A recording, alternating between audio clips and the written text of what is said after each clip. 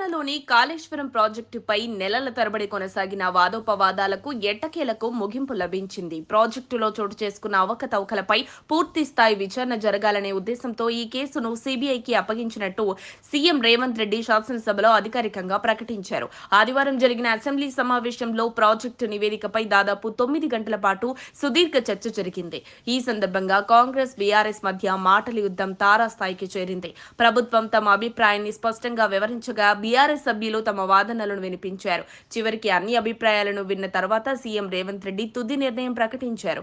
Project రూపకల్పన నుంచి నిర్మాణం, ఆర్థిక వనరుల సమీకరణ వరకు కేంద్ర ప్రభుత్వానికి చెందిన పీఎఫ్సీ, ఆర్ఈసీ వంటి సంస్థలు పాలు పంచుకున్నందున ఈ వ్యవహారాన్ని కేవలం రాష్ట్ర స్థాయిలోనే పరిష్కరించడం సాధ్యం కాదని సీఎం తెలిపారు. అందువల్ల సీబీఐ దర్యాప్తే సరైన మార్గమని భావిస్తున్నట్టు ప్రకటించారు.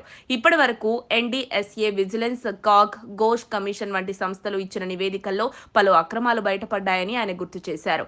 రాష్ట్రం చేసిన విచారణపై ఎవరైనా సందేహాలు వ్యక్తం చేసే అవకాశం లేకుండా నిష్పక్షపాత దర్యాప్తు జరగాలని ప్రభుత్వం కోరుకుంటుందని స్పష్టం చేశారు. ప్రాజెక్టు నిర్మాణం కోసం ప్రత్యేక కార్పొరేషన్ ఏర్పాటు చేసి 85,449 కోట్ల అప్పులు తీసుకున్నారని సీఎం వివరించారు. ఇందులో పీఎఫ్సీ నుంచి 27,738 కోట్లు, 11.5% వడ్డీకి, మరొక భాగం 12% వడ్డీకి తెచ్చినట్టు తెలిపారు. ఇప్పటివరకు చెల్లించిన ప్రిన్సిపల్ 19,879 కోట్లే కాగా ఇంకా 60,869 కోట్ల భారం రాష్ట్రంపై ఉందని చెప్పారు. ప్రాజెక్టు నివేదికపై బీఆర్ఎస్ తీవ్రంగా ఆగ్రహం వ్యక్తం చేసింది. చర్చ సమయంలో మాజీ మంత్రి హరీష్ రావు సహా పలువురు సభ్యులు ప్రభుత్వంపై మండిపడ్డారు. నివేదిక పక్షపాతంగా ఉందని ఆరోపిస్తూ అసెంబ్లీ నుంచి వాకౌట్ చేశారు.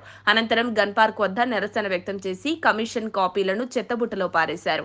ఈ నివేదికను ట్రాష్ రిపోర్టుగా అభివర్ణిస్తూ న్యాయపరంగా పోరాటం కొనసాగిస్తామని తెలిపారు.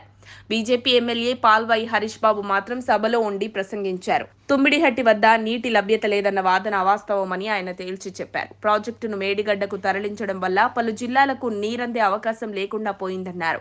కాళేశ్వరం ప్రాజెక్టు కేసు ఇప్పుడు సీబీఐ దర్యాప్తుకు వెళ్లనుండటంతో నిజానిజాలు వెలుగులోకి రావడం కొంత సమయం మాత్రమేనని రాజకీయ వర్గాలు భావిస్తున్నాయి.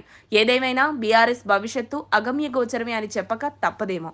రేవంత్ రెడ్డి పట్టు చూస్తుంటే వదిలేలా లేరు అని తెలుస్తోంది. మరిన్ని అప్డేట్స్ కోసం మా కాయ్ టీవీని సబ్స్క్రైబ్ చేసుకోండి. మా వీడియో కనుక మీకు నచ్చినట్లయితే లైక్ చేయండి, షేర్ చేయండి. మీ విలువైన అభిప్రాయాలను కామెంట్ బాక్స్లో తెలియజేయండి.